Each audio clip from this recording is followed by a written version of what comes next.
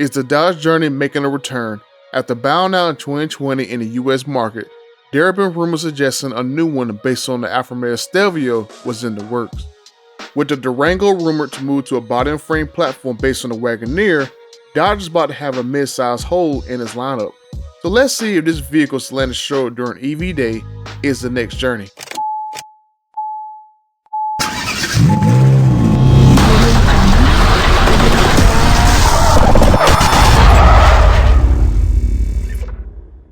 The US version of the Dodge Journey ran from 2008 to 2020 and was recently brought back for the Mexican market last year.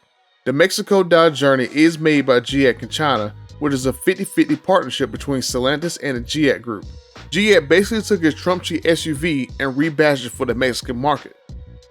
I've read around a few places and the Journey is actually a big hit in Mexico and that Stellantis could expand it to more countries. And it also makes sense for it to come back to the US market to fill the mid-size void the Durango will leave when it jumps to the Wagoneer size. Now the Mexico-based Journey looks close to the SUV that Stellantis showed during EV Day. The rear end area, the overhang above the rear glass, the bumpers look close, the hood's lines are pretty similar. Obviously the front clip doesn't match 100%, so maybe Stellantis will use a different nose, or this is a facelift that'll come in a 3 to 5 year timeline that Ralph Gilles promised during EV Day. So 8 vehicles are now being created that will come to market in the next 3 to 5 years. But that's just the beginning. But this SUV is 100% coming to Dodge. You can look at the center cap on the wheels and you see there's a Dodge logo. Just like if you look at the Hornet, there's a Dodge logo on the center cap. If you look at this vehicle, I believe that's the next generation 300, there's a Chrysler logo on its center cap. So it looks like Dodge moving to a 3 SUV lineup, which makes a lot of sense because a lot of companies nowadays are making more crossovers and SUVs than they are cars. Back a few years ago, there were rumors of a Journey being based on the Alfa Romeo Stelvio. Now when we take a look at the Stelvio, the Mexican Journey, and this vehicle right here that's coming to Dodge, they all look pretty similar to each other. I did some looking around, and the interesting thing that I found about the Mexican Journey is that it's actually based on one of Alfa Romeo's old platforms. The Trump cheap SUV rides on an old version of Alfa Romeo's platform that GIAC purchased over 10 years ago. I couldn't find any info whether or not Stellantis will update GIAC's plant with one of their new stellar platforms, only that they're going back and forth with GIAC and the Chinese government trying to get a 75% stake in their partnership. So maybe Stellantis is trying to get more of a stake in their joint venture with GIAC before they drop a lot of money to update the plant to one of the stellar platforms that can make the Journey in 3 to 5 years for the American market. I find it interesting that I keep seeing everywhere I turn Alfa Romeo being the basis of Dodge vehicles. The next gen Charger and Challenger, I covered this Alfa Romeo Maserati DNA in previous videos.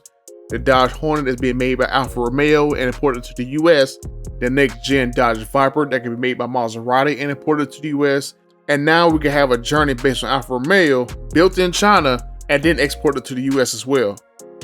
The GIAC plant in China has the capacity to build over 150,000 vehicles per year. Currently, Stellantis is trying to increase Jeep's presence in China through GIAC, but they face an uphill battle since they can only sell about 12,000 Jeeps per year. Exporting the Journey from China will take advantage of cheap labor, increasing utilization of the plant, be close to their chip suppliers, or China can just make the Journey for all non-US markets. And maybe a plant like Belvedere can make the Journey and the Jeep Cherokee together in the US. Or another possibility is Alfa Romeo can build it alongside the Stelvio and import it and the Hornet to the US at the same time. That would make a lot of sense because not too long ago, the Journey was sold in Europe as a rebadged Fiat Fremont. If the Viper comes back as well and is built by Maserati, they can import the Hornet, the Journey, and the Viper from Europe to the US for Dodge. Currently, no Dodge vehicle is produced in the US right now. With the J-Down closed for the next few weeks retooling for the Grand Cherokee 4xe, we'll have to see how soon Dodge will show off the new Durango and produce it at Warren alongside the Ram Classic and the Jeep Wagoneer. The New York Auto Show is on April 15th, and it's rumored that a Grand Wagoneer long wheelbase and a GMT6 engine is expected to make an appearance there. But hopefully we'll see other vehicles like the new Hornet, the Journey, Durango, or maybe even the Coupe EV there as well. Dodge promised to show a new vehicle in Q1, and like it's never lived program, it seems they never even got started. Just saying. With Dodge still having a Journey trademark, this is most likely the name for this SUV now. The trademarks Rumblebee, Super Bee, and Aspen are also available. As far as where the Journey could be priced, if I just convert its Mexican version to USD, then they would convert to $28,500 MSRP. I think Stellantis is money starved at the moment and will probably price the US-based Journey higher. I've covered in my other videos Stellantis crying by EVs cost so much and that they gotta find a way to pass the price along to us somehow. Just like they did by raising the Ram TRX's price $8K in 12 months while only doing the less popular Red Eye $2K in the same time frame. What has been decided is to impose on the automotive industry electrification that brings 50% additional cost against a conventional vehicle. So we have to digest 50% of additional cost.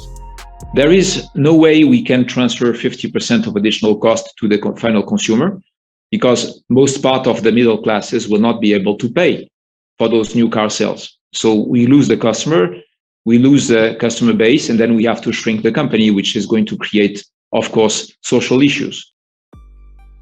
Motor One is reporting that the Alfa Romeo Tonale will be priced in high 30K range, so I'll say that a Hornet variant of that vehicle probably in the low 30s. And then for the Journey, it'll probably start around the Jeep Cherokee's price of around 34 or 35K, and then the new Durango will probably be in the mid to high 40s, since it'll compete directly with the Chevy Tahoe. So Dodge's 3 new SUVs will fit a pretty wide budget for everyone. And Dodge, if it's not priced like that, I got 2 words for you. Just saying. And that's it for this video, guys. A pretty compelling case for the Journey to make a return. And I pray for Dodge's sake that this or a new Durango isn't behind any one of the never lift garage doors, especially the ghost door that I'm crossing my fingers that a new Viper is behind. But let me know what you guys think. Will we get another Alfa Romeo based Dodge? Will China, Europe, and Canada export all Dodge vehicles to the US for the American Performance Company?